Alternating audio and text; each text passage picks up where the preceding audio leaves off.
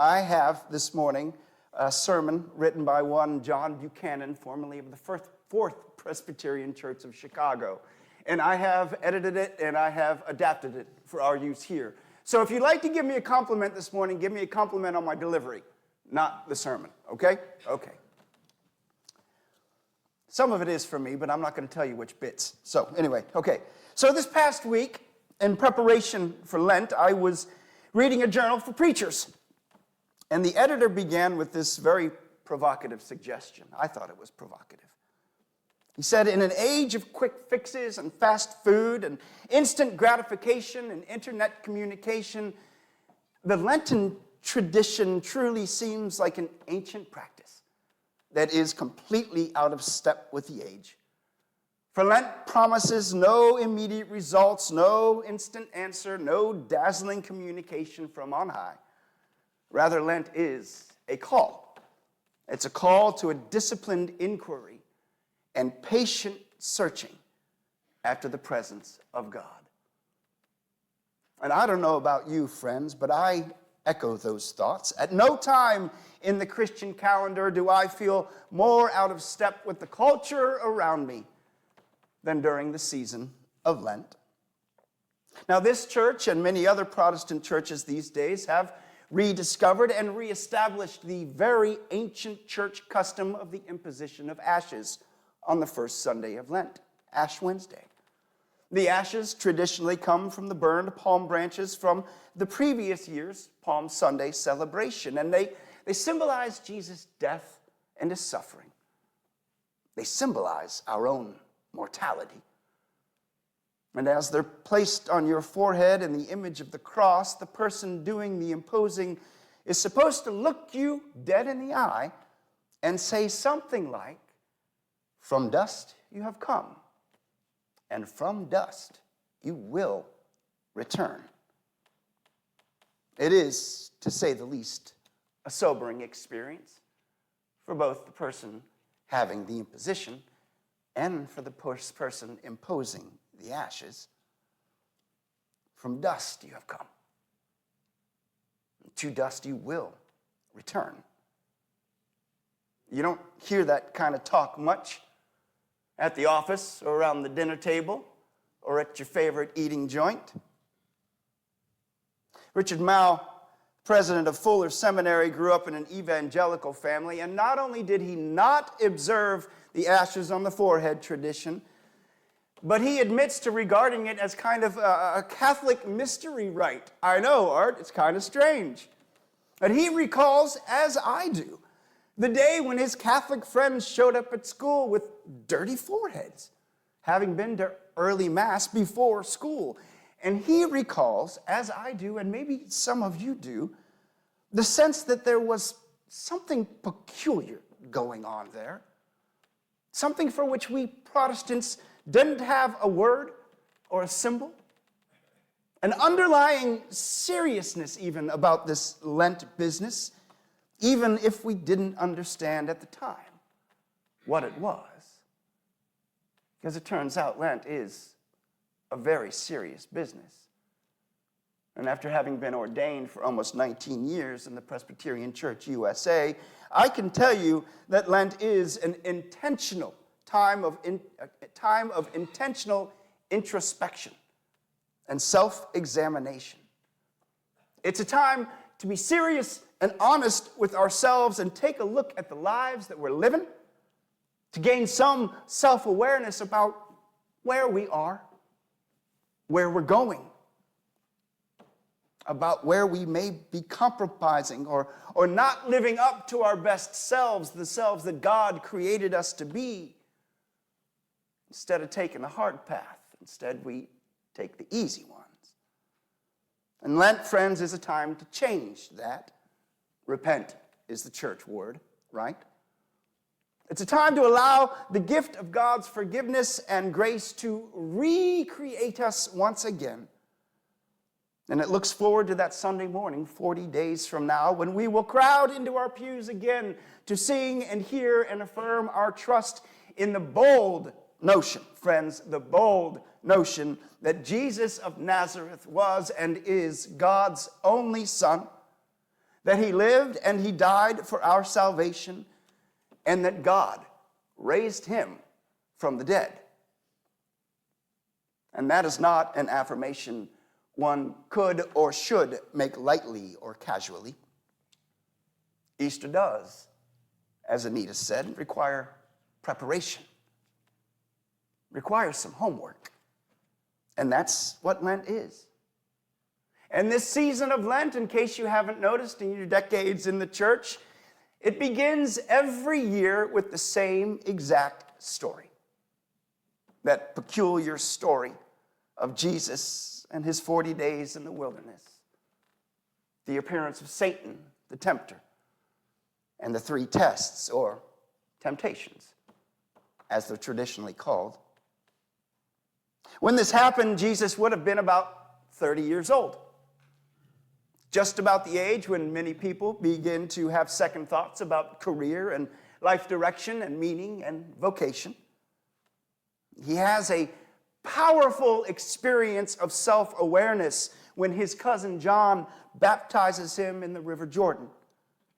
And in that baptism experience, he suddenly knows the road ahead is different now. That he needs to be different.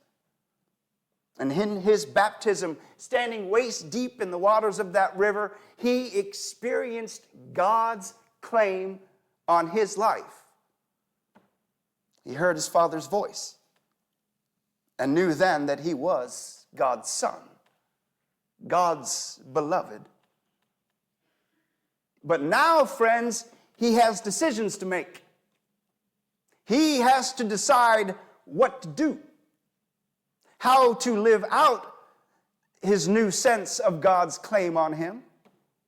And it's precisely at that point of the story, that the story says that he was led by the Spirit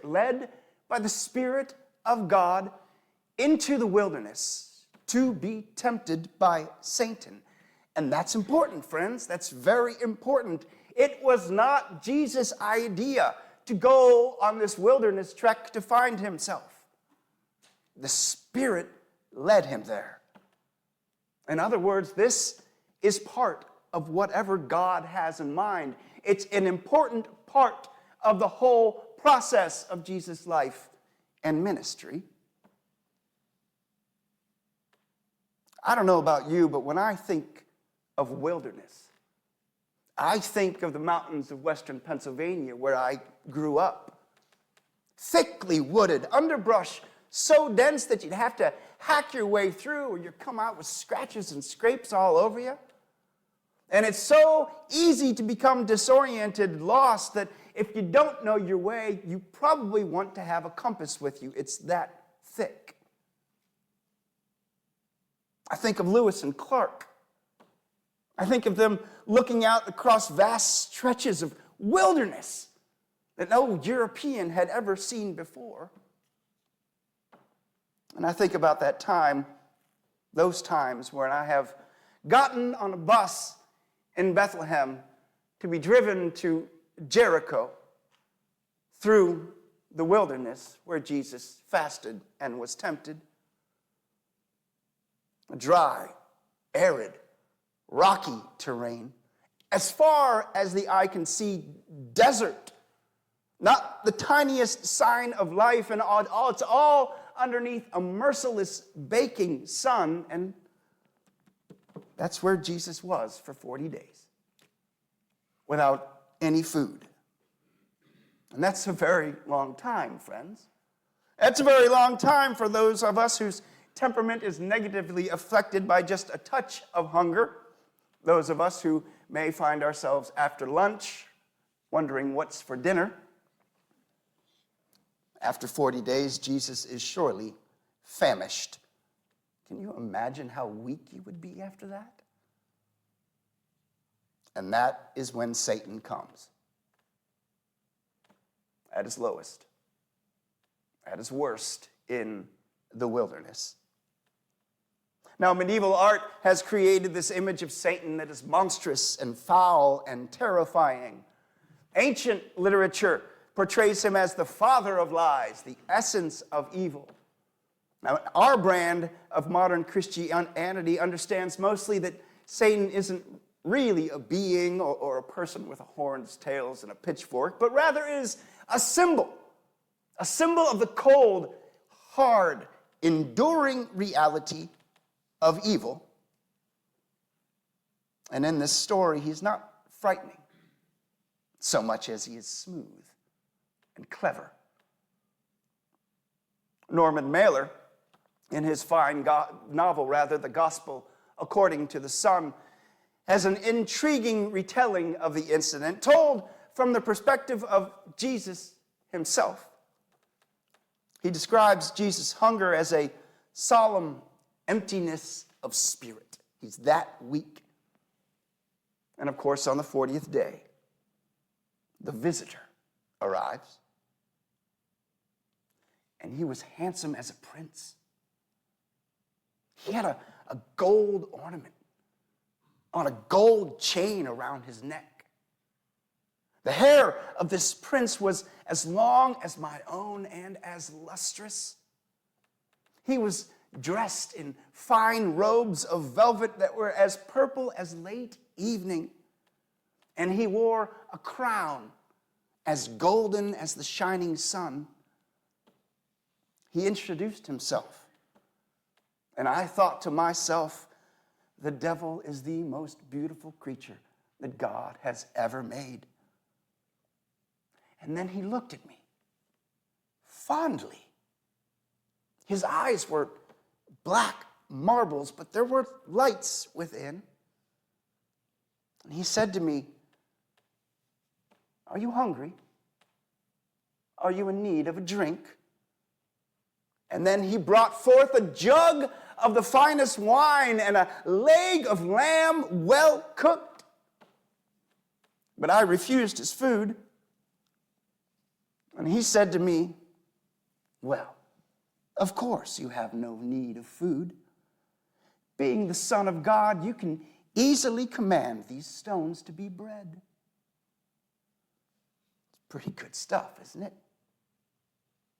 Norman Mailer, I think, captures the ambiguity that surrounds the decisions that you and I have to make every day. Decisions that Jesus, too, had to make at his lowest. Turning stones into bread is not a bad idea, is it? Accumulating political influence to implement your program, your desires for the world, is not a bad idea. Nor is engaging in good public relations and marketing, which is essentially what the devil suggests Jesus try, by leaping from the pinnacle of the temple only to be caught by the angels below. The temptations themselves are not terrible things. Not like he's being tempted to rob or cheat or steal or hurt innocent people, or even people who aren't innocent. If there are crimes here, they're victimist crimes. At the end of it, what Jesus is tempted to do, as I understand it, is to take that easy way out. To take the shortcuts. To persuade by novelty rather than by content. By sensation rather than the substance of his teaching and his life. At the end of the day, Jesus' great temptation there in the wilderness was a very familiar one. To be less than God created him to be and wanted him to be. To compromise his own integrity and authenticity as the beloved child of God. And friends, that struggle is what Lent ought to be for us. It ought in some way to take us to the wilderness, the place where we will encounter uncertainty and doubt. And there are, as someone has noted, no paths in the wilderness. To be there in the desert is to know what it means to be without direction. And I think that's a very powerful image, because that's what life feels like for us sometimes. A dry wilderness of ambiguity and uncertainty. As we look at the world, many of us want things to be simple. Black and white would be great. Give me a clear line between good and evil, please. Just tell me what is right and what is wrong with no gray in between. And sometimes in our own need for certainty, we make bad choices.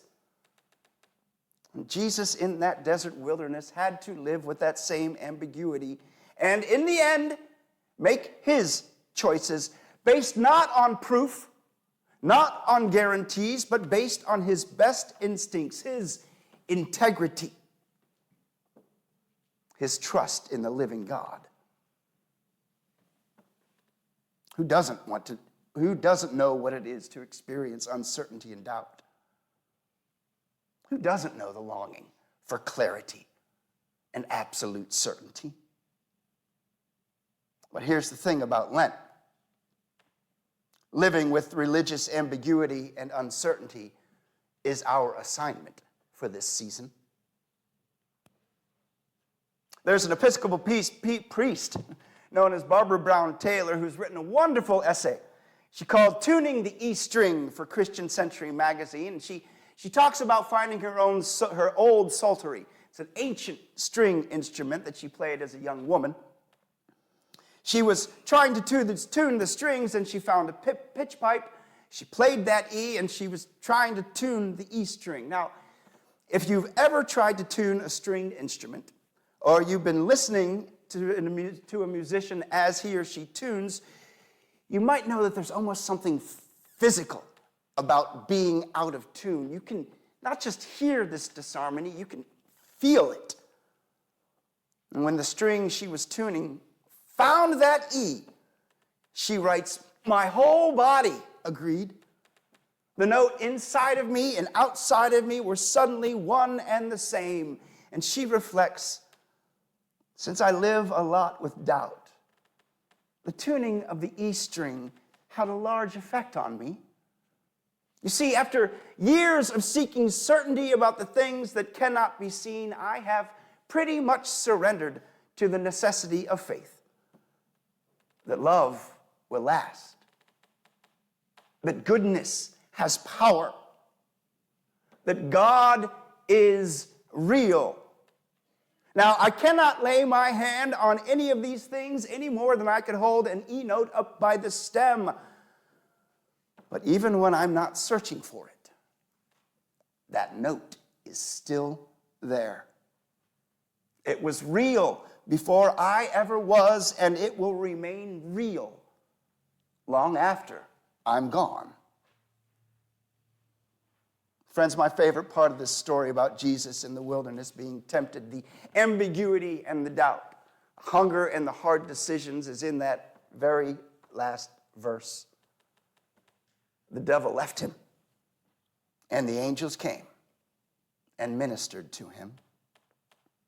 It was a difficult time, friends, a very difficult time, a lonely time, a time of doubt and uncertainty day and night, a time not unlike the periods of life through which we must walk, a wilderness in which we suddenly and unexpectedly might find ourselves. And yet I am cheered by the suggestion that the Spirit of God not only leads us to those wildernesses, but after the struggle, God comes to us at the end of the day, at the end of the wilderness, to minister to us.